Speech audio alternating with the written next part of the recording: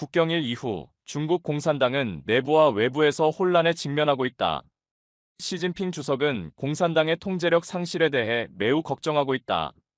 심지어 2명의 고위 공무원이 복수의 대상이 되었다는 보도도 있었다. 10월 3일 야오닝성 다리엔시의 한 주택가에 있는 공무원의 목재 작업장에서 폭발 사건이 발생했으며 이는 복수 행위로 의심된다. 폭발로 인해 여러 가구가 피해를 입었고 다행히도 2명만 가벼운 부상을 입었다.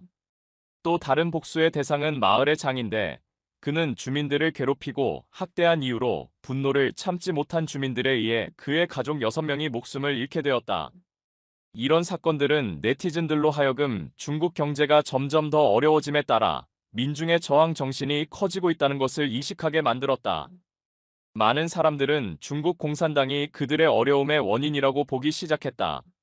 10월 1일 천안문 광장에서 한 여성이 중국 공산당을 타도하라고 외쳤고 이에 여론은 그녀의 용기를 칭찬하며 우리는 공포 속에서도 목소리를 낸 모든 사람들을 존경한다고 말했다. 그녀는 훌륭한 여성이며 그녀의 안전을 기원한다.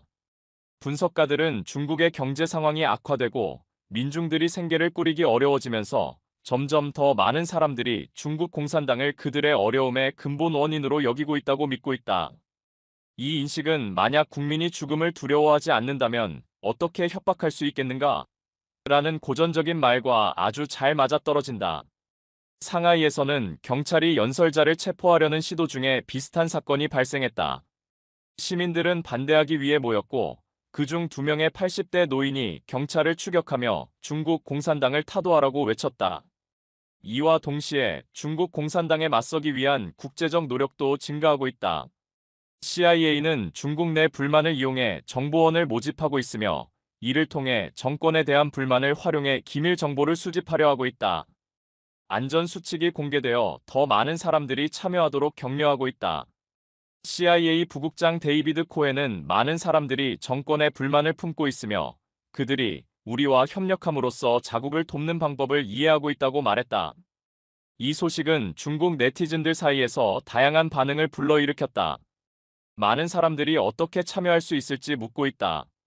중국 공산당은 75주년 기념 활동을 많이 진행하고 있지만 분석가들은 시진핑이 정권의 미래에 대해 걱정하고 있다고 본다.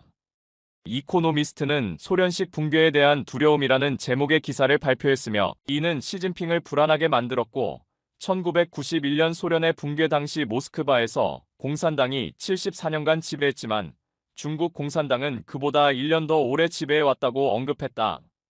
현재 시진핑은 중국이 소련과 유사한 쇠퇴의 길을 걷고 있다는 우려를 하고 있다. 10월 1일 국경일을 전후한 중국 공산당 내부의 갈등에 대한 정보도 공개되었다. 중국 공산당 공무원과 관련된 여러 사건들이 큰 반응을 일으켰다. 두한 전 중국 공산당 고위 공무원은 현재 유럽에 망명 중이며 당내 상하 간의 갈등은 흔한 현상이지만 대중의 반발을 우려해 대부분 은폐된다고 말했다. 10월 3일 독점 공개라는 제목의 토론에서 그는 명절 동안 당 지도자들 간의 갈등을 언급하며 중국 역사에서 대규모 민중봉기가 보통 큰 명절에 발생한다고 말했다. 이는 민중의 인내심이 한계에 달했을 때 일어나는 현상이다. 이러한 집단 불안정은 공개적으로 심각한 폭발로 이어질 수 있으며 그는 이를 명절 중 지도자들 간의 갈등이라고 부른다. 이런 사건들은 매우 흔하지만 대중에게 잘 알려지지 않은 경우가 많다. 그는 후난성 샤오양시의 리장샤 부시장 겸 치안 책임자가 하급자와 관련된 사건에서 부상을 입은 사건을 언급했다. 특수부대 부대장 둥팡은 떠나기 전에 자신의 소셜미디어에 마지막 메시지를 남기며 선택의 여지가 없었고 중국 공산당이 그들의 어려움의 근본 원인이라고 선언했다. 저는 더 이상 다른 길을 찾을 수 없으며 제 방식으로 정의를 추구하겠습니다. 이 소식은 빠르게 확산되었고 중국 당국은 정보 통제를 강화했다. 두한은 또한 국경일 동안 리우닝성 짐저우에서 발생한 비극적인 사건에 대해 언급했다. 6명의 가족이 불행한 사건을 겪었다고 전해졌다. 비록 당국이 이 보고서들을 신속하게 부인했지만 그는 2008년 2월 5일 사건을 회상했습니다. 당시 경제기술개발부 경찰서장인 관류녀가 당 사무소에 무기를 들고 들어가서 부서기 왕치빈과 세무직원 1명의 사망을 초래한 사건이었습니다. 도문은 중국 공산당 당원들 간의 갈등이나 하급자가 상급자와 맞서는 이와 같은 상황이 매우 흔하다고 주장했습니다. 수년에 걸쳐 중국 공산당은 이러한 사건들에 대한 정보를 점점 더 제한해 왔습니다. 이는 공공의 반발과 복수 감정에 대한 두려움 때문입니다. 그는 당의 탄압 전술이 경고 수준에 도달했으며 그로 인해 이러한 우려스러운 사건들이 증가했다고 언급했습니다. 또한 그는 최근 몇 년 동안 중국 공산당의 국가 구호 시스템에서 큰 문제들이 발생했음을 설명하면서 공공안보 및 사법 시스템이 사회 정의를 유지하는 능력이 거의 완전히 퇴화했다고 주장했습니다. 반면에 그것은 많은 사회적 불공정의 근원이 되었습니다. 작은 공직자들도 일반 시민을 이용할 수 있으며 그들의 권리는 아무도 보호하지 않고 있다고 그는 분석했습니다.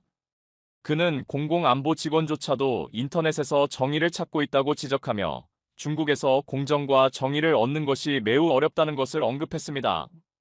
그는 사람들이 바오공 사원과 같은 곳에서 정신적인 도움을 구하고 있지만 그들이 이러한 행동의 결과를 마주해야 한다고 말했습니다. 역사적 인물에 대한 불만을 표출하는 것조차도 문제를 일으킬 수 있다고 그는 언급했습니다. 일반 시민들은 다양한 불공정을 견뎌야 하며 이는 중국 사회가 정화가 필요한 장소처럼 느껴지게 만듭니다. 그는 심각한 갈등과 복수의 행동이 증가하고 있다고 느끼며 이는 개인이나 그룹이 정의를 깨닫고 오랫동안 방치되었을 때 발생할 수 있는 결과라고 믿습니다. 부정적인 반응은 피할 수 없다고 그는 말했습니다. 그는 군대 내에서도 하급자가 상급자와 맞서는 사례들이 많다고 언급했습니다. 도문은 중국 공산당이 점점 더 국민을 탄압할수록 대중의 저항은 더욱 강해질 것이라고 선언했습니다. 이러한 폭로에 대응하여 일부 네티즌들은 중국 공산당 내 투쟁이 매우 우려스럽고 이 정권이 큰 희생을 치러야 한다고 댓글을 달았습니다. 다른 사람들은 독재 정권이 눈에 띄게 퇴보하고 있다고 언급했습니다. 최소한 2명의 중국 공산당 고위 관계자들은 최근 국경일 즈음에 비극적인 사건에 직면했다고 보고되었습니다. 샤오시장의 부시장 겸 경찰서장인 리장과 시위경찰 특수부대원이 그와 충돌하면서 부상을 입었다고 보도되었습니다. 앞서 9월 19일 후난성 재정국장인 류원재도 비극적인 사건에 연루된 것으로 알려졌습니다. 경제학자들은 베이징의 증권시장 대위기가 도래할 수 있다고 경고하고 있습니다. 최근 중국 공산당은 경제 자극을 위한 여러 조치를 도입했으며 이는 증권시장에서 폭발적인 상승을 일으켜 투자자들에게 흥분을 안겼습니다. 하지만 일본 노무라의 중국 수석 경제학자 류딩은 2015년에 심각한 증권 위기가 다시 발생할 위험이 다가오고 있다고 경고하며 베이징은 상황을 신중하게 평가할 필요가 있다고 촉구했습니다. SH 채널 모닝포스트에 따르면 중국 인민은행은 은행의 의무준 비율을 낮추고 주택담보대출 이자율을 인하하며 증권시장을 지원하기 위해 8천억 위안 규모의 정책 도구를 제공하는 등의 경제 자극책을 발표했습니다. 이러한 조치는 국내외 시장에 긍정적인 영향을 미쳤습니다. 많은 젊은 투자자들이 큰 변동을 경험하지 못했기 때문에 기회를 놓칠까 두려워하며 계좌를 열기 위해 몰려들었습니다. 하지만 10월 3일 류는 이러한 낙관주의가 심각한 위험을 초래할 수 있다고 경고했습니다. 그는 팬데믹으로 3년간 중단된 후 부동산 위기가 4년 가까이 이어지며 중국 경제의 기초가 매우 불안정해졌다고 평가했습니다. 중국은 또한 재정적 압박, 새로운 에너지 분야의 투자 거품, 증가하는 지정학적 긴장, 정부와 민간 부문 간 신뢰 약화 등의 문제에 직면하고 있습니다. 류는 노무라가 증권시장에서 3가지 시나리오를 예측했으며 가장 나쁜 시나리오의 가능성이 더 높다고 밝혔습니다. 그는 투자자들이 최악의 상황에 대비해야 한다고 강조했습니다. 낙관적인 시나리오에서 처음의 흥분 이후 당국은 버블의 발전을 면밀히 지켜보며 시장을 안정시키기 위해 적절한 조치를 취할 것입니다. 반대로 부정적인 시나리오에서는 낙관주의가 2015년의 붕괴와 같은 결과를 초래하여 자금 도피와 위안화 가치 하락 압박을 불러올 수 있습니다. 이것은 중국 인민은행이 추가 주식을 구매할 수 있는 능력에 영향을 미칩니다. 기준 시나리오는 작은 버블들이 발생할 수 있음을 보여주며 이는 베이징이 수요를 안정시키고 지방 정부를 지원하기 위한 조치를 취해야 함을 시사합니다. 그러나 여전히 많은 구조적 문제가 심각하게 방치될 수 있습니다. 노무라는 향후 중국 정부가 지방 정부에 대한 자금 이체를 강화하고 대형 투자 프로젝트를 가속화하며 취약계층을 위한 사회복지 지출을 늘릴 것이라고 예측했습니다. 결국 베이징은 지연된 주택 프로젝트에 대한 직접적인 자금 지원이 필요할 수 있습니다. 네티즌들은 주식이 정치적 도구가 되면 재앙을 피할 수 없다고 우려를 표명했습니다. 그들은 또한 부동산 상황이 쉽게 해결되지 않으며 이는 전체 경제에 큰 변동을 일으킬 수 있다고 강조했습니다. 더 잘 이해하기 위해 우리는 2015년 중국 주식 시장의 붕괴를 되돌아볼 수 있습니다. 2014년 11월부터 상하이 종합지수는 1849포인트에서 2015년 6월 5178포인트까지 110% 상승했습니다.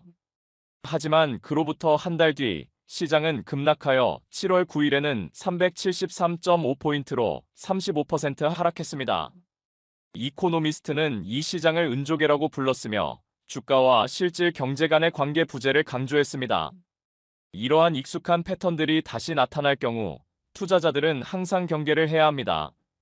시진핑은 정치국을 무시하고 경제 정책을 추진했습니다. 이것이 당의 태자들 간의 권력 투쟁일까요? 국경일 직전 중국 공산당 지도자인 시진핑은 경제 자극을 위한 중요한 조치를 발표하며 갑작스러운 전환을 이루었습니다. 그의 접근법 변화는 새로운 이론에서 비롯된 것으로 보입니다. 10월 3일 학자 위안홍방은 L채널과의 인터뷰에서 시진핑의 갑작스러운 변화에는 두 가지 주요 요인이 있다고 밝혔습니다. 첫째, 특히 지방정부의 재정 고갈이 예상보다 빠르게 진행되었고 이는 더욱 심각해지고 있다는 점입니다. 보고서에 따르면 경찰서조차 급여 지급에 어려움을 겪고 있어 급여 삭감이 일상적이 되었습니다. 중국 공산당 내부의 실망감이 커지며 많은 고위직들이 반발의 일환으로 무기력해졌고 이는 시진핑에게 내부적인 압력을 가하고 있습니다. 둘째, 심각한 실업 위기가 있으며 특히 대학 졸업생과 퇴직 군인들이 고통받고 있습니다. 이 문제는 시진핑에게 점점 더 큰 우려를 낳고 있습니다. 신화사는 미완공된 주택 프로젝트에 영향을 받는 젊은 사람들이 동문 모임과 상호 지원을 조직해 불만을 표출하고 있다고 보도했습니다. 동시에 실직한 퇴역 군인들은 집을 배급받는 문제로 공무원 가정을 겨냥한 행동을 시작했으며 이는 중국 공산당이 극도로 두려워하는 시나리오입니다. 이러한 도전 앞에서 시진핑은 정치적 붕괴 가능성에 대해 우려하며 이를 최소화하기 위한 큰 변화를 추진하게 되었습니다. 일본 기자 마사루 제드는 최근 시진핑의 경제 자극 정책에 대해 논평하며 이러한 결정들이 중국 공산당 제3차 전체회의에서 설정된 정책과 전혀 상반된다고 지적했습니다. 그는 최근의 시장 구제 조치가 제3차 전체회의의 결정과 모순된다고 강조했습니다. 특히 이 구제 조치는 9월 23일부터 시작되었지만 정치국은 26일에야 경제회의를 개최했습니다. 이는 시진핑이 정책 실행에 있어 제3차 전체회의와 정치국을 완전히 무시했음을 보여줍니다. 이 사건은 시진핑이 독재적인 방향으로 권력을 강화하고 있다는 신호일 수 있습니다. 그러나 중국 공산당 내에서는 권력 투쟁이 진행되고 있을 가능성도 있습니다. 그는 중국의 금융 시스템과 은행 시스템이 그동안 당의 태자들에 의해 지배되어 왔음을 강조했습니다. 비록 시진핑이 일부 인물들, 예를 들어 샤오지아나를 제거했지만 여전히 태자들이 금융 시스템에서 혜택을 보고 있다고 설명했습니다. 최근 상황은 변화하고 있으며 정부는 8,700명의 고위은행 임원들의 여권을 취소하고 그들의 해외 탈출을 제한하고 있습니다. 이는 시진핑이 태자들의 자산을 몰수하려는 준비를 하고 있다는 것을 시사하며 이들 태자들은 반격할 준비를 하고 있을 수 있습니다. 그는 또한 많은 베이징의 고위 간부들이 시진핑이 중국 공산당을 붕괴 직전까지 몰고 가고 있다는 우려를 표명하고 있다고 밝혔습니다. 시진핑의 지도 아래 경제는 급락했습니다. 그의 팬데믹 처리 방식은 대중의 큰 불만을 초래했으며 그의 외교 노력은 많은 적들을 만들었고 부패 척결 캠페인은 그에 가까운 사람들을 부패의 중심으로 내몰았습니다. 이러한 이야기들은 당의 태자들 가문에서 퍼져나가며 그들은 반격의 다음 물결을 준비하고 있습니다. 위안홍방은 가까운 미래의 시진핑과 빨간 귀족계층 간의 금융 시스템에서 대규모 충돌이 일어날 것이라고 믿고 있습니다. 중국 정부는 24개의 고용 촉진 정책을 발표했지만 청년 실업률이 높아지면서 노동자들은 비관적인 시각을 가지고 있습니다. 9월 25일 중국 공산당 중앙위원회와 국무원은 대학 졸업생과 이주 노동자를 위한 고용 기회를 창출하기 위한 24개의 정책을 포함하는 고용 촉진 조치를 발표했습니다. 이 정책의 목표는 고용 채널을 확장하고 평등한 고용 기회를 보장하여 광범위한 실업을 방지하는 것입니다. 그러나 분석가들은 현재 중국의 고용 상황이 매우 심각하며 이 정책이 증가하는 실업 문제와 시장의 요구에 맞춘 교육 방향 전환을 해결하려는 목적을 가지고 있음에도 불구하고 사회 안정성에 대한 우려를 불러일으키고 있다고 경고하고 있습니다. 한 교육자는 중국의 교육 시스템이 실제로 필요한 노동력을 제공하는 데 어려움을 겪고 있다고 언급하며 시험 제도의 유산이 교육에 큰 영향을 미친다고 평가했습니다. 그 결과 많은 졸업생들이 그들의 학위가 약속하는 전문성을 결여하고 있습니다. 많은 학생들이 시험을 통과하고 논문을 최소한의 노력으로 방어하는 데만 집중하고 있으며 그로 인해 많은 논문은 구조와 내용에서 상당한 수정을 필요로 합니다. 실업률은 공식 통계보다 훨씬 높습니다. 중국 국가통계국은 8월에 청년 실업률이 18.8%로 올해 최고치를 기록했다고 보고했습니다. 많은 대학의 입학 및 고용사무소는 제대로 기능하지 않으며 일부 교수들은 친구나 가족에게 학생들의 인턴십 서류를 위조하게 해 구직 상황을 개선하고 있습니다. 그는 실업률이 높아진 이유가 노동 공급 부족이 아니라 공급과 수요의 불균형 때문이라고 강조했습니다. 베이징 대학교 박사학위 소지자와 같은 고급 학력을 가진 일부 후보자들은 유명하지 않은 대학에서 학사학위만 요구하는 일자리를 찾아야 하는 상황에 처해 있습니다. 정부는 24개 새로운 조치가 졸업생 문제를 해결할 것이라고 기대하고 있지만 졸업생 그룹 외에도 노동력의 질을 향상시키기 위한 많은 개혁이 필요하다고 보고 있습니다. 정책은 또한 이주 노동자를 겨냥하고 있습니다. 고용 우선 전략은 농촌 지역의 회복을 위한 새로운 직업을 창출하고 도시에서 고향으로 돌아오는 인재를 장려하며 사회보험에 참여하는 데 거주 요건을 없애는 것을 목표로 합니다. 이는 저소득 농촌 주민들을 지원하고 실업으로 인한 빈곤을 막기 위한 목적입니다. 한 이주 노동자는 부동산 산업이 침체된 후 이주 노동자들의 일자리 기회가 감소했다고 전했습니다. 그는 약 3억 명의 이주 노동자들이 일자리를 찾기 위해 이동하지만 그렇게 큰 노동력을 흡수할 수 있는 산업을 찾는 것이 매우 어렵다고 설명했습니다. 중국 국립진공대학교의 홍팅푸 교수는 청년 실업 문제를 거시 경제 관점에서 이해할 수 있다고 말했습니다. 중국 경제는 더 이상 예전처럼 빠르게 성장할 수 없으며 미중 무역 전쟁과 제로 COVID 정책이 상황을 악화시켰다고 평가했습니다. 부동산 시장의 침체와 소비 신뢰의 약화는 많은 젊은이들이 해외로 나가거나 무기력해지는 선택을 하도록 만들었습니다. 그러나 홍 교수는 외부 요인 외에도 중국 내부의 관리 실패가 이 문제에 기여하고 있다고 강조했습니다. 국유화 정책은 민간 부문을 제한했고 시진핑의 독재 체제는 시민사회를 억압하여 서방 국가들, 특히 미국이 중국과의 관계를 재검토하게 만들고 있다고 말했습니다. 중국 젊은이들은 결혼식을 간소화하고 결혼 반지 없이 신부를 맞이하지 않는 등의 변화를 보이고 있습니다. 경제 침체와 재정적 제약에 직면한 중국의 젊은 세대는 결혼 방식을 바꾸고 있습니다.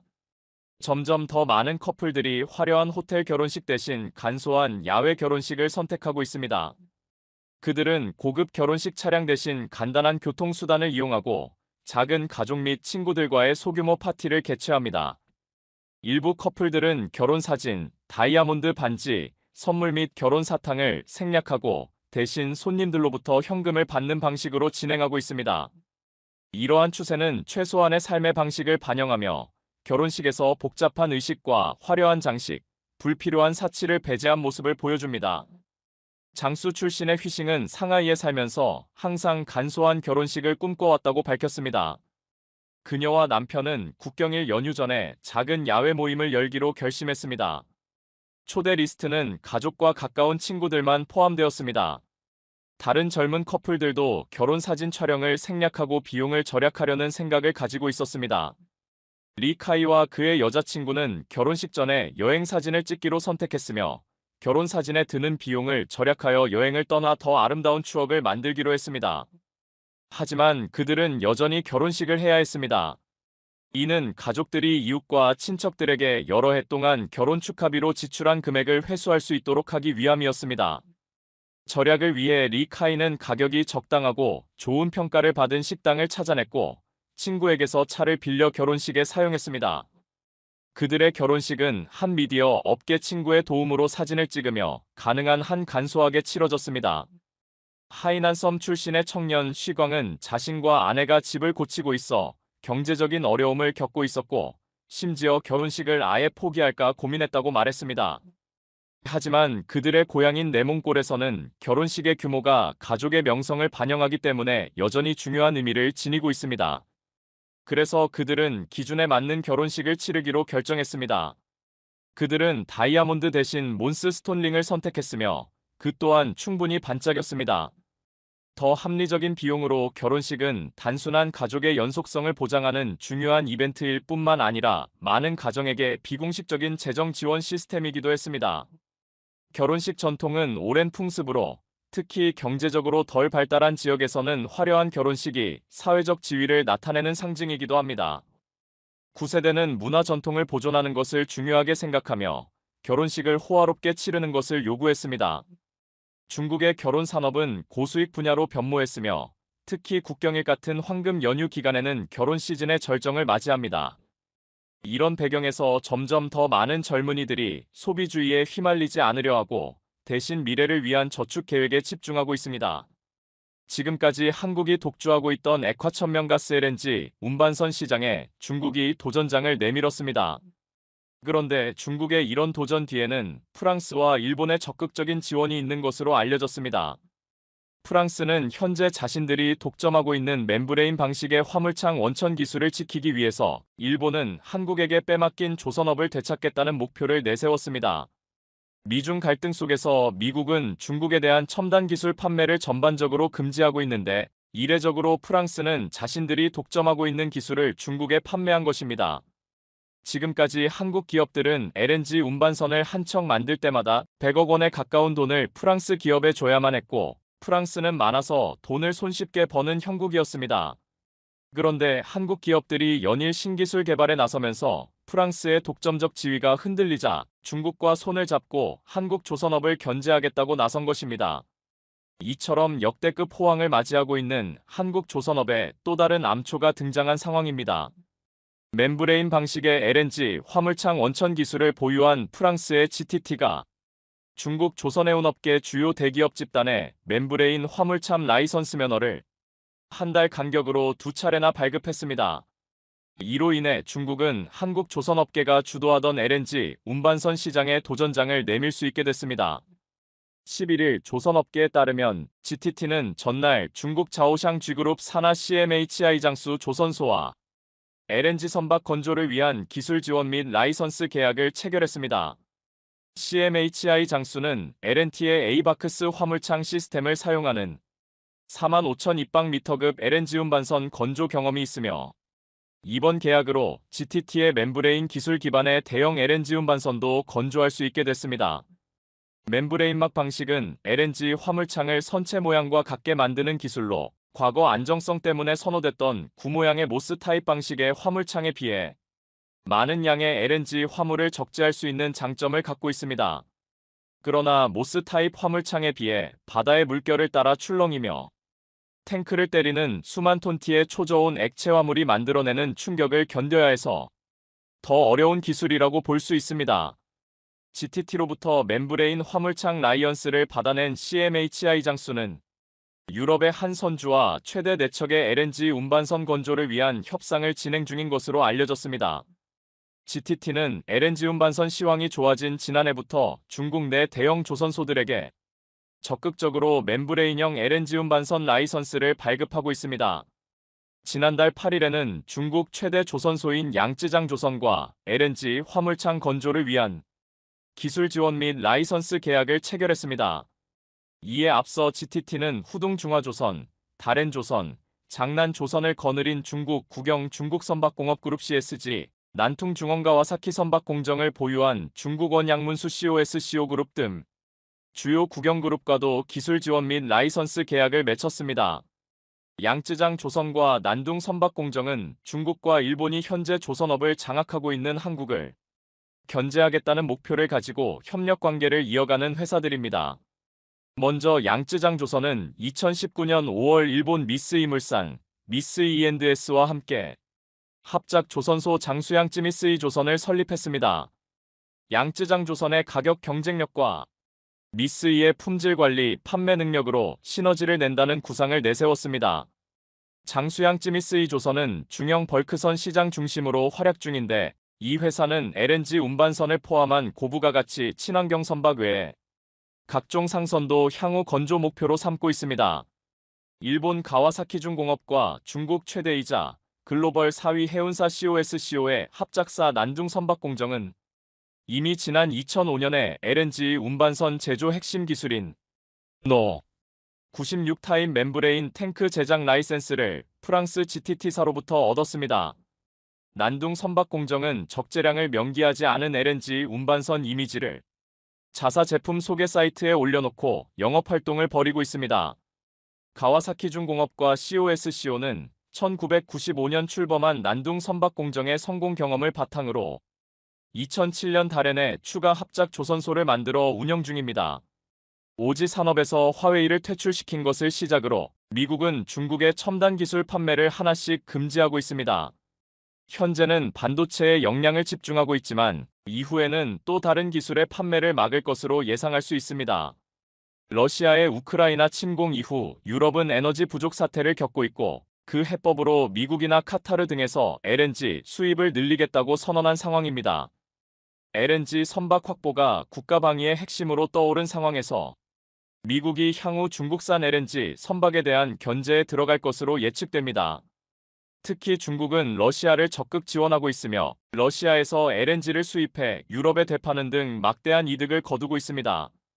그런데 프랑스는 이런 상황 속에서 중국의 LNG 운반선의 핵심 기술을 허가해준 상황인 것입니다.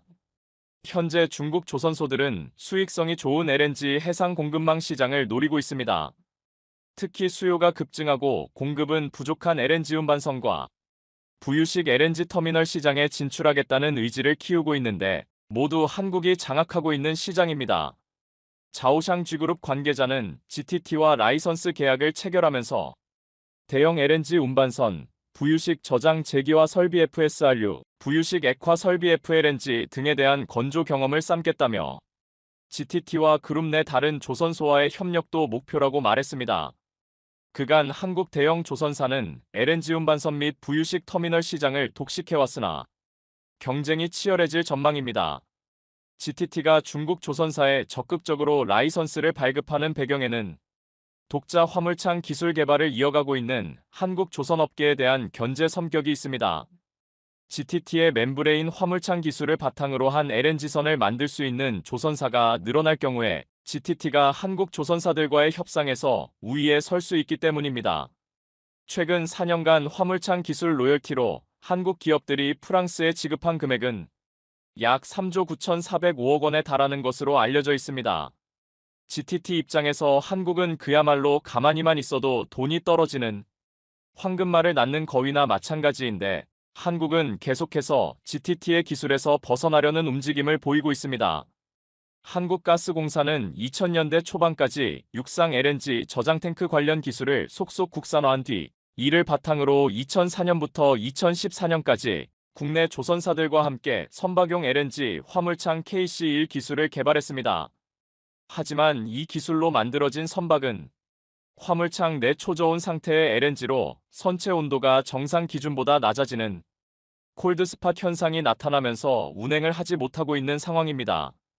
콜드스팟은 선체 강도를 약화시켜 자칫 침몰까지 이어질 수 있는 증상이기 때문에 치명적인 결함이라고 볼 수 있습니다. 여기까지만 보면 GTT가 굳이 한국을 견제해야만 하나라는 의문이 들 수밖에 없는데 비슷한 기술은 이미 한국이 보유하고 있다는 점이 문제입니다. 삼성중공업은 최근 대형 액화수소 운반선 개발을 위한 독자 액화수소 화물창 기술을 개발했습니다. 삼성중공업은 영국 성급 로이드로이드로부터 조선업계 최초로 멤브레인형 액화수소 저장탱크 16만 입방미터 액화수소 운반선 개념 설계에 대한 기본 인증 AIP를 획득한 상황입니다. 성급은 새로운 기술에 대한 안정성, 정합성 등을 체크하는 업체로 삼성중공업이 개발한 신기술은 이미 안정성 측면에서 검증을 마쳤다고 볼 수 있습니다. 삼성중공업은 업계에서 가장 먼저 멤브레인형 액화수소 화물창을 순수 독자 기술로 개발해 앞으로 수소 운반선 대형화 개발 경쟁에서 주도권을 거머쥘 계획입니다. 특히 액화수소 화물창 독자 기술 선점은 LNG 운반선과 다르게 해외 업체 기술 의존도에서 벗어날 수 있는 계기가 될 것으로 예상됩니다. 여기에 삼성중공업은 전 세계의 네척뿐인 해상 플랜트, 해상 부유식 액화 설비 FLNG를 연달아 건조하면서 LNG 관련 기술도 충분히 확보했다는 이야기가 나옵니다. FLNG는 해상에서 천연가스를 채굴, 정제하고 이를 액화천연가스 LNG로 만들어 저장 및 하역하는 해상 설비입니다. 과거 해상가스전 개발은 해저에서 천연가스를 뽑아 올려 파이프라인으로 육상에 이동해 정제 및 액화한 뒤 저장 탱크에 보관하다가 LNG 운반선으로 운송하는 방식이었습니다. 반면 FLNG는 천연가스의 정제, 생산, 액화, 저장, 하역 등 모든 과정을 해상에서 원스톱으로 처리할 수 있습니다. FLNG는 따라서 해저에 별도의 파이프라인을 설치하지 않아도 되고 평균 2조 원에 달하는 육상 액화 저장 설비도 필요 없습니다. 이 같은 장점 덕에 육지에서 멀리 떨어진 심해, 가스전 개발에는 FLNG가 필수 설비로 손꼽힙니다.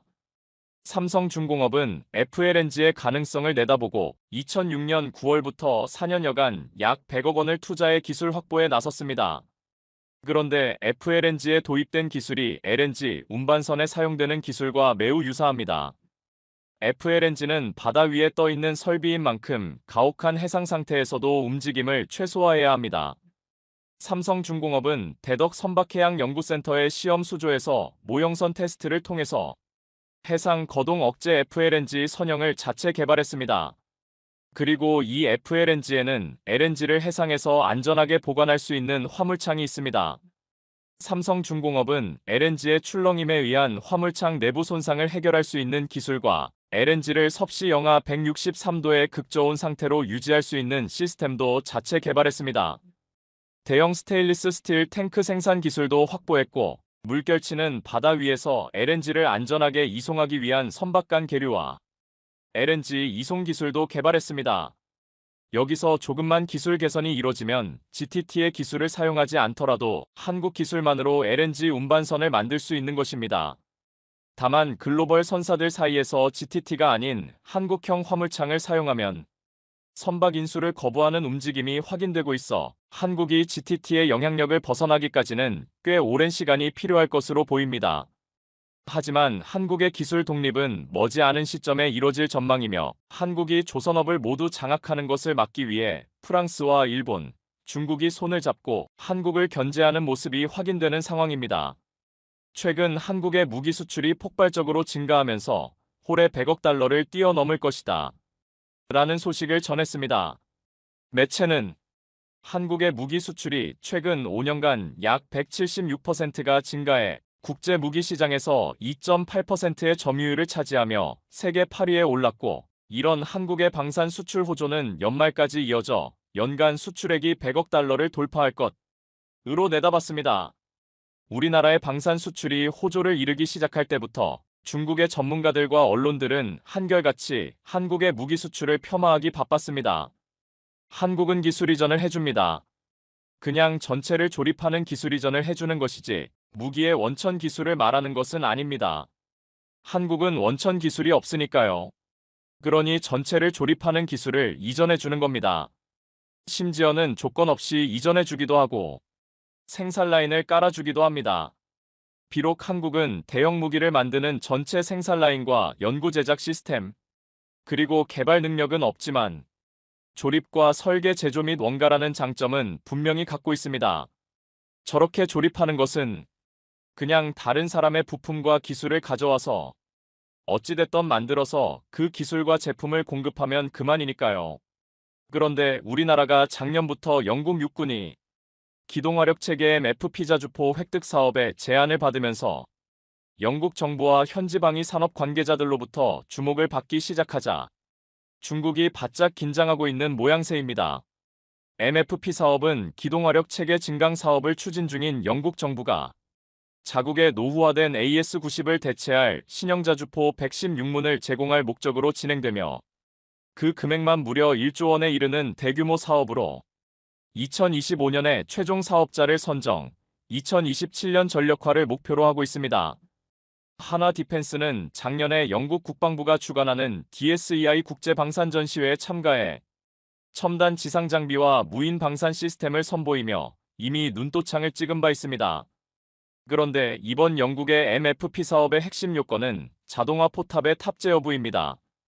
따라서 지금 사용하고 있는 K9의 개량형인 K9A1은 반자동 탄약장전 체계를 갖고 있기 때문에 우리는 이를 다시 개량한 K9A1을 가지고 명국을 접수하러 가게 됩니다. K9A2의 스펙을 보면 이보다 더 위대한 자주포는 당분간 나오지 않을 것이다. 라는 말이 절로 나올 정도입니다. 기존의 K9A1의 탄약 운용 시스템은 반자동 또는 수동이었지만 K9A2에서는 탄약 장전 시스템을 완전 자동화해서 버튼 하나만으로 사격이 가능할 수 있도록 자동화했습니다. 즉 좌표만 입력하면 포신이 자동으로 작동되며 포탄과 장약도 자동으로 장전되게 되는데 이를 통해 정지 상태에서는 30초 내에 사격이 가능하게 되며 이동 중에도 1분 안에 포탄을 쓸 수 있게 됩니다. 이렇게 자동 장전되는 완전 자동 장전 장치 덕분에 기존 5명의 승무원은 절반으로 줄어들게 되어 인력 감축의 이점까지 얻게 됩니다. 특히 중국의 온라인에서는 이 K9A2의 자동 장전 장치 영상에 기가 막히다는 반응들이 다수를 이루고 있는데요. K9자주포 2차 성능 개량의 핵심 기술로 개발된 자동화 포탑입니다. 155mm 포탄과 새로 개발된 둔감화 장약이 동시에 자동으로 이동 및 장전되고 있습니다. 핵심 기술 개발 완료된 자동화 포탑에서 발사되는 장면입니다. 여기에 포탄 문용 장치를 유압식에서 전기식으로 바꿔 기존 분당 6발의 발사 속도를 910발로 증가시켰으며 현재 3분간 최대 18발을 발사할 수 있는 수준에서 3분간 최대 27발을 발사할 수 있게 업그레이드되며 여기에 사거리도 54km로 대목 늘어나 화력이 한층 더 강화되게 됩니다. 또한 기존의 포탄 위에 달린 K6 중기관총 운용을 수동에서 원격 사격 통제 체계 RCWS로 개선되어 사수가 밖으로 나오지 않고도 내부에서 원격으로 통제하는 것이 가능해졌습니다. 게다가 복합 소재 고무 궤도를 장착해 기동성 향상까지 얻게 되었습니다.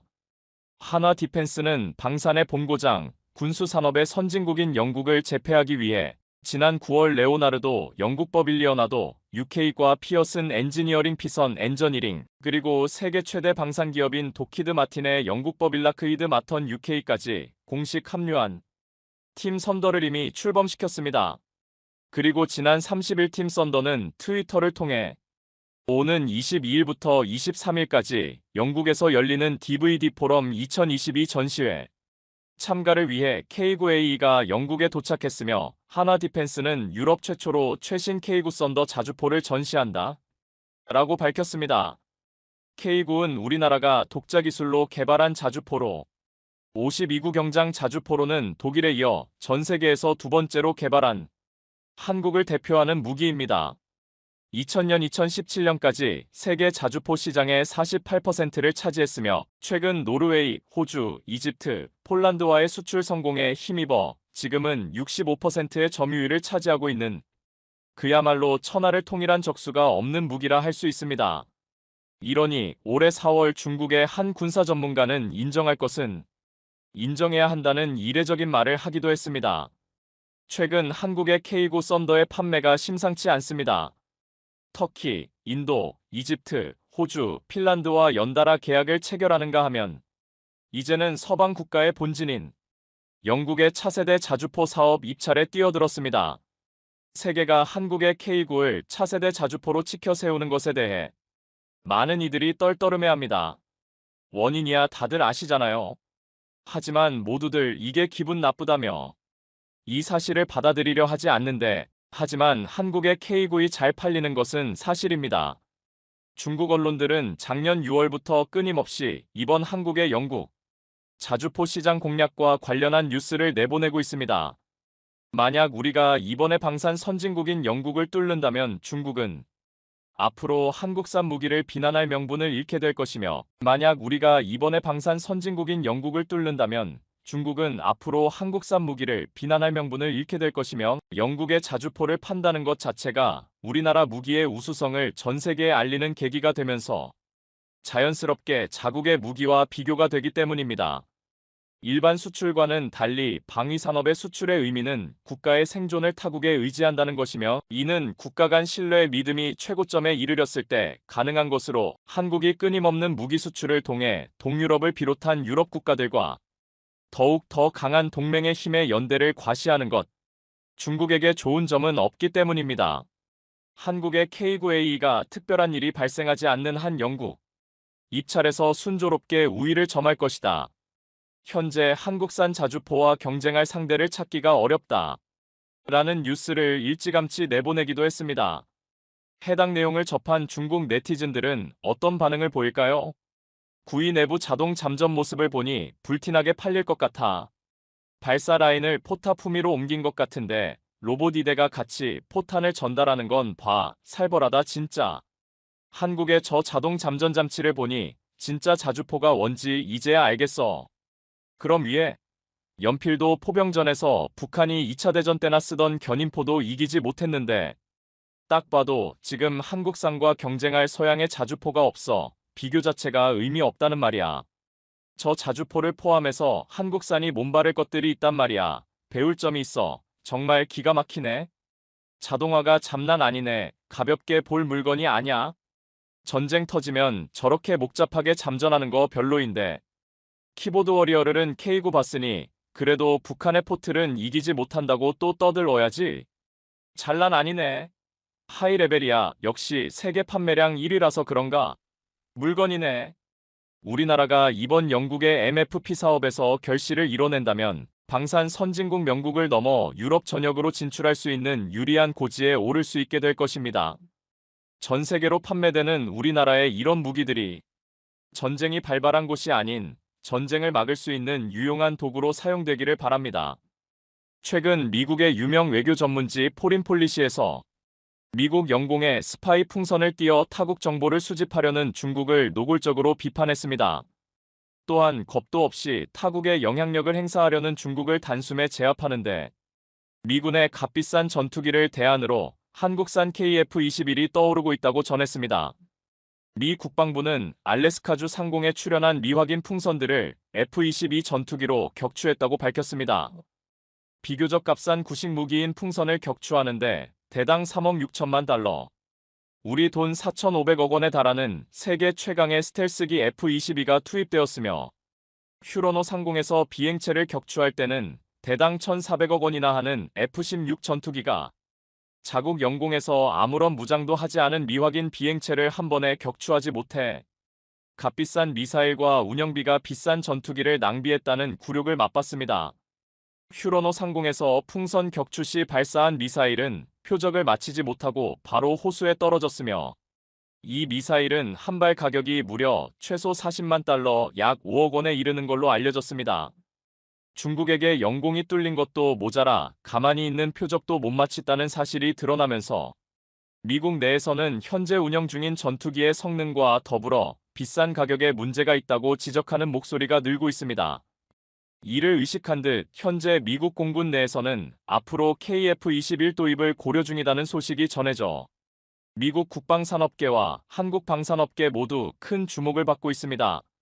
KF-21은 한국이 자체 개발한 4.5세대 다목적 전투기로 F-35와 F-22에 대한 경쟁력을 갖춘 기술력과 성능을 가지고 있는데요. KF-21은 스텔스 능력과 첨단 전자장비, 고속비행 능력, 다양한 무기체계 및 레이더 시스템 등 다양한 기술력을 보유하고 있어 세계적인 경쟁력을 갖추고 있다 평가되고 있습니다.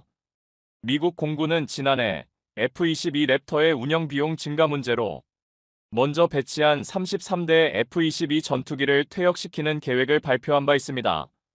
미 공군의 예산 담당 고위 인사는 스텔스 전투기인 F-22는 현재 상태에서 훈련용으로 업그레이드하는데 너무 큰 비용이 든다고 말하며, 미 공군이 낡은 전투기를 계속 운영하거나 업그레이드하는 것보다 첨단 센서를 장착한 신형 F-21을 업그레이드하거나 스텔스 기능을 가진 F-35A 라이트닝이 전투기를 성능 개량하는 게 낫다는 결론을 내렸다 밝혔는데요.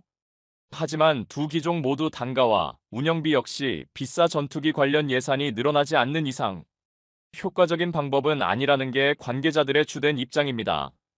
아무리 천조국이라 불리는 미국일지라도 이 같은 비용을 줄이고 싶을 것인데요. 그래서 몇 가지 방안 중 한 가지 대안으로 KF-21이 검토되고 있는 것으로 전해졌습니다. 미국군 관계자들은 군사 동맹국인 한국이 KF-21을 완벽에 가까운 결과물로 만들어내면 미국에서도 긍정적으로 검토할 것이라는 반응을 보이고 있다 밝혔는데요. 하지만 이러한 소식은 전문가들에게 충격적인 소식일 겁니다. F-22 랩터는 미국 공군의 심장을 이루는 전투기 중 하나입니다. 때문에 KF-21의 성능이 뛰어나고 가격이 더 저렴하다는 이유로 향후 F-22 랩터를 모두 퇴역시키고 KF-21 보라매로 대체하는 것이 옳은지에 대한 결정은 앞으로 더 검토가 필요할 것입니다. 그래서 이런 결정이 내려지는 것은 쉬운 일이 아닙니다. 하지만 미국 내에서는 F-22의 운영비와 F-35 전투기에 대한 잦은 오류와 결함 때문에 많은 비판을 받고 있습니다. 이로 인해 KF-21 전투기를 도입하는 것에 대한 의구심을 품는 군 관계자들 사이에서도 화두가 되고 있습니다. 미국이 이번에 KF-21 도입을 검토하는 것은 미국 공군 내부에서도 많은 논란을 불러일으키고 있는 F-35 전투기의 문제가 주된 이유인 것으로 보입니다. 미국의 F-35 전투기는 잦은 오류로 미국 내에서 말들이 많이 오가고 있어 KF-21의 높은 성능과 안정성이 미국 공군의 관심을 끌고 있는 것으로 예상됩니다. KF-21은 기존의 전투기와는 달리 조금 더 저렴한 비용으로 개발되었기 때문에 단가가 낮게 측정되어 수입국들에게 판매하기에는 어려움이 없을 것으로 예상합니다. 그래서 미국군 관계자들은 국사 동맹국인 한국의 KF-21 보라매에 거는 기대치가 크다고 합니다. 이 소식을 바탕으로 미국의 군사 전문 블로거는 미국 공군에서 KF-21을 F-22 랩터의 대체 수단으로 검토하고 있으며 KF-21의 성능 및 미래 잠재력을 평가하기 위한 검증 단계를 거쳐 도입 여부를 결정할 가능성이 크다고 보고 있으며 만약 미국 공군에서 KF-21을 도입하게 된다면 그 수량은 약 200대로 추산된다고 설명하였습니다. 이는 KF-21의 경쟁력이 높아지고 있는 데다 미국 공군이 이를 검토하고 있다는 사실이 큰 영향을 미치고 있기 때문입니다. 현재 우리 KF-21의 시험 비행은 41차를 넘어가고 있는 상황인데요. 미국 군 관계자들은 KF-21의 비행 시험 결과를 기대하고 있으며 연이은 비행 시험으로 한국 전투기가 미국에서 검증된 F-35 전투기와 비교해도 크게 밀리지 않는 성능을 보여주고 있다고 합니다. 그러나 이에 대해서는 미국 내에서도 다소 의견이 분분한 상황입니다. F-22 랩터의 신뢰성과 성능이 여전히 뛰어나기 때문에 대체할 만한 대안이 있는지에 대한 논쟁이 이어지고 있는데요. 더불어 KF-21의 비용 문제 역시 논의가 필요한 부분이며 도입 비용이 미국 군사 예산 내에서 어떻게 처리될지에 대해서는 아직 불분명한 상황입니다. 하지만 미국 내에서 KF-21 도입을 검토하는 건 전 세계적으로 KF-21 전투기의 성능과 기술력을 인정하는 것으로 해석될 수 있는데요. 이는 강력한 가성비로 평가되는 KF-21 보라매가 미 공군이 매일 운용해도 부담 없는 기체라는 것이기도 합니다. 또한 개발 과정에서 록히드 마틴과 협업을 했기 때문에 미 공군 조종사들에게도 익숙한 플랫폼이죠. 작년 KAI의 협력 직원으로 파견된 록히드 직원들 역시 KF-21의 비행을 관찰하고 그 성능에 감탄했었습니다. 그들은 KF-A-21 보라매의 민첩성과 기동성, 그리고 높은 고도에서의 비행 안정성은 대단하다 평가했으며 세계에서 가장 뛰어난 전투기 중 하나인 F-22 랩터와 비교해도 KF-21의 비행 성능은 놀랍도록 우수하다고 이야기했었습니다. 이러한 KF-21 전투기의 높은 수준의 성능과 선진 기술력은 국제적인 시선도 끌어모으고 있습니다. 이미 국내외 수많은 국가들이 KF-21 전투기를 주목하고 있으며 수출 계약이 이어질 것으로 예상되고 있죠. 미국의 KF-21 도입 여부에 관한 결정은 아직 불분명하지만 미국의 KF-21 도입이 실현된다면 한국의 군수 산업에 큰 도약을 가져올 것으로 기대됩니다. 콧대 높은 미국이 자국산 전투기 대신 후발주자인 우리나라의 전투기를 운용한다면 세계적으로 엄청난 광고 효과를 볼 것입니다. 특히 KF-21이 양산된다면 중동 지역의 전투기 시장을 선도할 수 있을 것으로 기대하고 있으며 이를 통해 한국 군수 산업의 발전을 이룰 수 있을 것으로 전망됩니다. 또한 KF-21 전투기는 국산 전투기로서 우리나라의 방위 산업 발전에 큰 기여를 할 것으로 기대되는데요. KAI는 이번 KF-21 개발을 통해 국내 전자산업, 기계산업, 항공우주산업 등 국내 산업 전반의 성장과 발전을 이룰 수 있을 것으로 예상하고 있습니다. 올 1월부터 11월까지 북한은 역대 가장 많은 미사일 도발을 감행했습니다. 2019년 1년 동안 북한이 쓴 미사일이 총 27발로 조사됐는데 아직 올해가 지나기도 전에 벌써 79발을 쏴댔죠. 도대체 왜 어떤 목적으로 이렇게 무차별적인 도발을 감행하는지 알 수는 없지만 북한에게는 분명 그 의도가 있을 겁니다. 그런데 불과 1년 전 9월 15일에 발생한 도발은 좀 이례적입니다. 자신들이 형님처럼 모시는 중국의 외교부장 왕이가 북한은 약 5분 간격으로 탄도미사일을 쐈습니다. 당시 북한은 고도 60km의 미사일을 쏴 일본의 배타적 경제 수역에 떨어뜨렸는데 하루 뒤 놀라운 사진이 공개됐습니다. 조선중앙통신이 공개한 사진을 보면 이 미사일은 특이하게 열차에서 쏜 것으로 확인되는데 이른바 철도기동 미사일 체계였습니다. 이는 구소련에서 최초로 도입한 미사일 체계로 달리는 열차에서 미사일을 쏘아 올리는 특징이 있습니다. 철도가 촘촘하게 깔린 북한에서는 어느 지역에서든 미사일 발사가 가능하기는 하지만 철로가 파괴되면 무용지물이 되기 때문에 아직도 이런 미사일을 운용하는구나라는 비아냥 섞인 조롱을 받기도 했죠.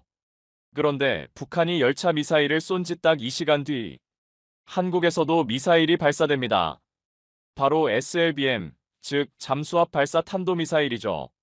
천지를 뒤흔드는 굉음과 함께 바다 아래에서 갑자기 물줄기가 솟구쳐 오릅니다.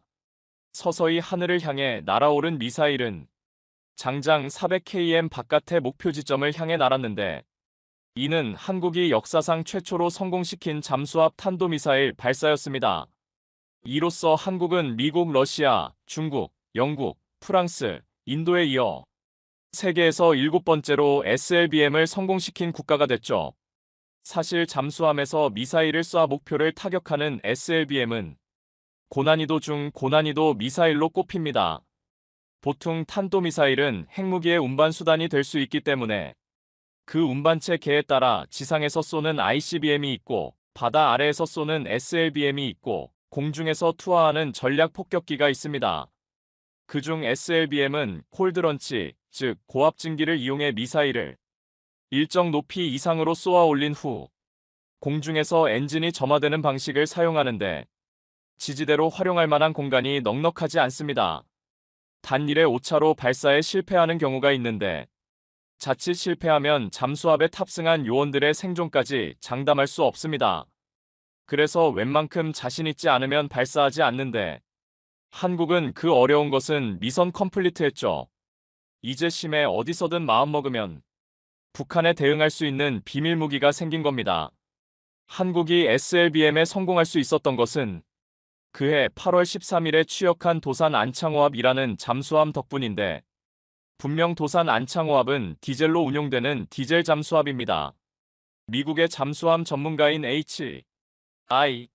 서트는 자신의 블로그에 기고한 글에서 한국이 공개한 도산 안창호합은 미사일 능력의 새로운 여명을 예고하는 것일 수도 있다고 쓰기도 했는데 한국의 기술력이 너무 뛰어난 탓일까요? 아니면 3,000톤급 도산 안창호함을 독자적으로 설계한 경험을 높이 쳐주는 것일까요? 외국의 소위 전문가들이 자꾸 한국에게 물어오는 것이 있습니다. 핵잠수합 개발에 성공했느냐고 말이죠. 도대체 어떤 일이 벌어지고 있는 것일까요? 지난 2021년 12월 13일 미국 뉴욕타임스에는 생뚱맞은 핵잠수함 기사가 하나 보도됐습니다. 남한은 아주 오랫동안 핵잠수함을 원했다. 새로운 원자로가 길을 열어줄 수도 있다는 제목의 기사였는데 그간 한국은 핵잠수함과 관련하여 별다른 이슈를 내보내지 않았음에도 미국의 주류 매체가 나서서 이러한 기사를 썼다는 점이 조금 의아했었죠.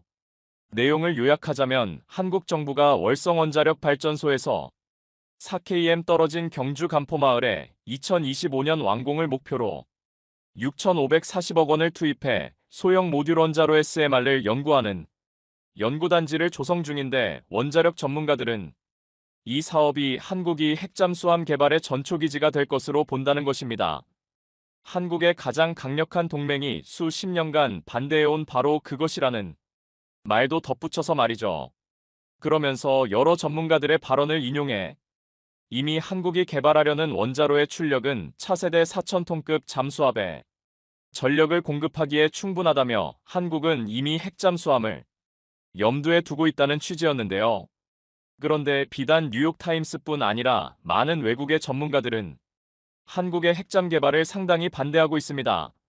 윌러스 그렉슨 전 미 국방부 동아시아 태평양 차관보는 한 인터뷰에서 핵잠수함은 보통 수심이 깊은 곳에서 작전하고 장거리 항해를 위해 만드는 것인데, 그런 점에서 한국의 핵잠수함은 적절하지 않다고 말했고, 미국 허드슨 연구소의 잠수함 전문가 브라이언 글락 선임연구원은 한반도 주변의 동해와 서해에서 북한의 위협에 맞서는 데는 적합하지 않다. 미국 정부는 한국이 핵잠을 개발하기보다는 미사일 방어체계 등에 돈을 쓰기를 바란다고 분석하기도 했죠. 그런데 한국이 핵잠 수합 개발을 공론화한 것도 아닌데 왜 해외 언론과 전문가들이 먼저 나서서 이미 기술력은 충분하니만이 개발을 하니만이 앞장선 분석을 내놓는 것일까요? 아마 2003년 전 세계를 충격에 빠뜨린 사건 때문에 그럴 것으로 보입니다. 노무현 전 대통령은 취임 4개월 뒤 조영길 당시 국방부 장관의 보고를 받습니다. 프랑스의 바라쿠다급을 모델로 한국형 핵잠 수합 세척을 건조해 2020년까지 실전에 배치하겠다는 계획을 들은 그는 장고에 빠졌습니다. 이 계획은 그간 노심초사하며 관계 유지에 힘써왔던 미국은 물론이고 북한, 중국, 일본, 러시아를 포함해 전 세계 안보의 근간을 흔들 만한 사안이었기 때문이죠. 장고 끝에 노 전 대통령은 결국 이 사업을 승인하고 극비사항에 붙이도록 했습니다. 그렇게 2003년에 6월에 6, 2일에 이를 딴 362사업, 즉 핵잠 세척 개발 사업이 비밀리에 시작됐습니다. 워낙에 국가안보에 중요한 사항이고 외부로 유출됐다가는 상당한 외교적 파장이 예견됐기 때문에 기자들에게까지 엠바고를 요청했지만 결국 사업은 1년 뒤 종료됐습니다. 조선일보의 기자가 국민의 알 권리를 충족시키겠다는 사명으로 이를 특종으로 보도했기 때문이죠. 결국 국방부는 이 기사가 보도된 직후 핵잠 수합 개발 계획 자체가 없었다며 전면 부인하면서 관련 조직을 완전 해체시켰는데요. 이후로 십수년간 핵잠 개발은 완전히 없는 일이 됐습니다. 그러다 핵잠 수합이 다시금 수면으로 떠오른 것은 2년 전입니다. 지난 2020년 7월 한국에서는 안보와 관련하여 큰 이슈가 연달아 터져나왔습니다. 하나는 그간 한국의 발목을 잡아왔던 한미 미사일 지침이 개정되어 로켓을 발사할 때 고체 연료의 사용이 가능해졌다는 점입니다. 물론 1년 뒤 지침이 완전히 폐지됐지만 당시만 해도 이는 큰 이슈였습니다. 왜냐면 그간 액체 연료만 사용해왔지만 이제 사거리 제한이 없는 고체 연료 미사일을 개발할 수 있게 됐으니까요. 하지만 2달 후 이보다 훨씬 더 중요한 이슈가 하나 더 터졌습니다. 당시 한미 미사일 지침 개정 소식을 전한 김현종 국가안보실 제2차장은 한 인터뷰에서 차세대 잠수함은 핵연료를 쓰는 엔진을 탑재한 잠수함이라고 언급했습니다. 물론 국방부 역시 2021-2025 국방중기 계획에서 4,000톤급 핵잠수함 도입 가능성을 열어두고 있었는데 국가안보실 제2차장이 미국의 핵잠수함 개발에 필수적인 핵연료를 미국이 공급해달라고 요청했다는 사실까지 알려지면서 일반인들까지 이 사실을 알게 됐는데요. 김 차장이 미국에 이러한 요청을 한 것은 한국에는 독자적으로 우라늄을 농축할 수 있는 시설을 갖추지 못한 관계로 한국이 직접 핵연료 공급하는 것이 불가능해 미국에 이러한 요청을 한 것입니다. 당시 이러한 요청에 미국은 자신들이 수십 년간 반대해오고 있던 핵카드를 한국이 꺼내들자 당황하며 난색을 표한 것으로 알려졌습니다. 그렇다면 한국은 실제 핵잠수함을 만들 능력이 있을까요? 핵무기 탑재가 목적이 아닌 핵연료로 운행되는 핵잠수함을 공격형 핵잠수함이라고 부르는데, 공격형 핵잠수함의 가장 큰 무기는 SLBM입니다. 그런데 잠수함이 핵연료용 원자로와 SLBM 발사체까지 탑재할 수 있으려면 최소 3,000톤급 몹체를 갖추고 있어야 하는데, 한국은 적어도 이 부분에 있어서는 이미 기술력은 가지고 있습니다. 도산 안창호함이 3,000톤급이고, 이는 한국이 독자적으로 개발해냈기 때문입니다. 이제 문제는 원자로와 관련된 문제인데, 이정희 카이스트 원자력 및 양자공학과 교수는 기술적인 측면에서 보자면 핵폭탄 상업용 원자로 핵 잠수함 원자로 순서로 난이도가 높다고 말합니다. 핵폭탄은 고농축으로 단순히 농축만 하면 폭탄으로 만들 수 있기 때문에 농축 기술만 확보하면 가능하고, 상업용 원자로는 핵에너지를 전기적 에너지로 변환하는 과정, 그리고 이를 수십 년 동안 안정적으로 수행할 수 있어야 하기 때문에 기술적으로는 핵폭탄보다 더 까다롭습니다. 그런데 한국은 이미 이 상업용 원자로 기술을 보유하고 있죠. 수출까지 성공시켰으니 이미 안정적인 기술을 확보했습니다. 이제 핵잠수함용 원자력 기술만 확보하면 되는데, 이는 공간에 대한 제약이 심하고 제한된 공간에서 승조원의 안전을 확보해야 하기 때문에 최고 난이도의 기술력을 필요로 합니다. 그런데 전문가들은 이미 한국이 이에 대한 충분한 기술력을 가졌다고 보고 있습니다. 지난 2021년 국정감사 기간 중 더불어민주당 안규백 의원은 강은호 방위사업청장에게 핵잠수함이 기본 설계까지는 아니지만 기본 연구를 마쳤다는 얘기가 있는데 사실이냐? 고 물었고, 방위사업청장은 공개적으로 답변드리기가 좀 곤란합니다라고 말했죠. 절대 아니다라고 딱 끊어 말하지 않았다는 점으로 미뤄볼 때 우리는 그 답을 유추할 수 있습니다. 연료만 공급된다면 지금 당장이라도 핵잠수함을 설계할 수 있다는 사실을 말이죠.